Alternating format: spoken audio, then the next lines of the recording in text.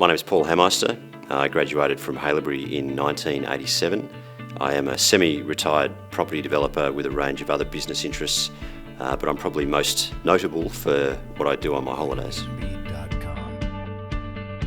When I started at Haileybury, I guess my approach to establishing myself in a new school, because I was academically quite bright, was to be a naughty kid. And there was a teacher, and I'll never forget him, Mr. Gibson, who sat me down and said, "Look, mate, what are you doing? You've got so much potential, so much, intellect. You're destroying your life by being naughty all the time." I had a huge amount of respect for the man as a teacher, and without necessarily intending to do so, I think that talk changed the trajectory of my life after that. Working at Macquarie, I was making good money, but I was making a lot of money for other people. I looked at the guys who were in their early 30s, mid-30s, at the top of their game, earning millions of dollars, and asked myself whether or not that was something that I truly wanted to aspire to. These guys were ringing their kids from their desk in the morning to say good morning to the kids, and ringing their kids from their desk at the end of the day to ask how their day was and say good night to them.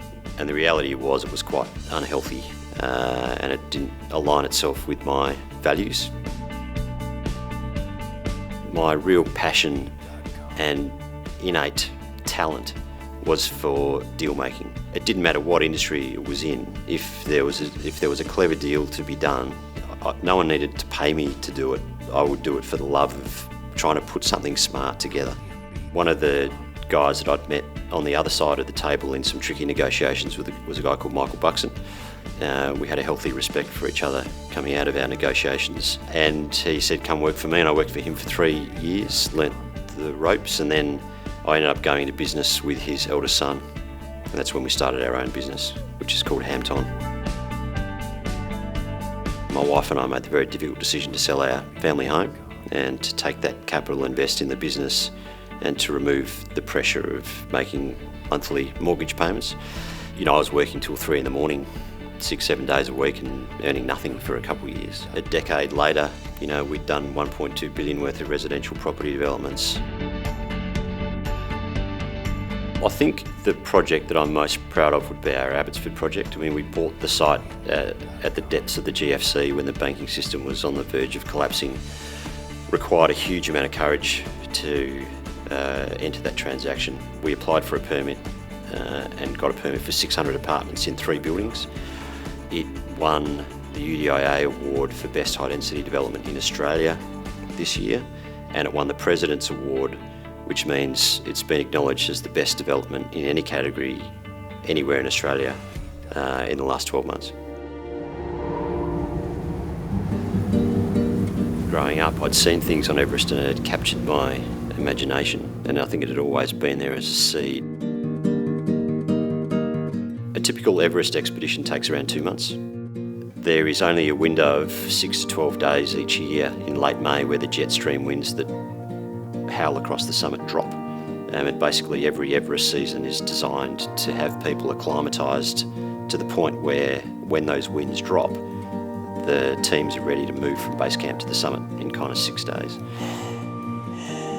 I did run out of oxygen on the way up, which was probably the worst part of the whole trip. Basically, your body, as a priority, starts to try and get the blood to your vital organs to keep them going. So basically all your extremities are starved of oxygen. They get extremely cold, and if you're not acclimatised, you would be unconscious and dead within a couple of minutes. I made my 9-year-old daughter a promise when I left home that I would come home, and I intend to keep that promise. The defining moment of the summit wasn't the actual summit itself, it was the few minutes before the summit where I knew I was going to make it, and I was alone in my thoughts, and I was just trying to take in what an incredible environment it is up there at the top of the planet. People say, what's the hardest part about climbing Everest? And there's all the answers that people want to hear. But for me, the hardest part about climbing Everest was just missing my family and being homesick for 2 months. There is no doubt that without my wife's support, I would have achieved very little in my life, including, having climbed the 7 summits.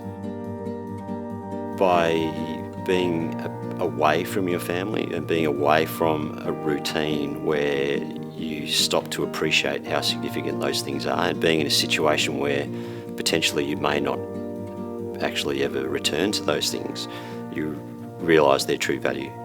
You know, the most important things in life are the moments when you sit down as a family at the dinner table together. It's turning up to your kids' sporting events, supporting them. It's being there at assemblies when they're getting an award. It's actually those special moments as a family. And I've tried very much to learn from those lessons that I got out of those adventures and live my life accordingly. I guess looking back on my life, I do have a history of leaping into the unknown where there is risk and backing myself to be able to find a way through it and having the resilience to manage the ups and the downs. And I expect a large part of that originated from my time at Hameister.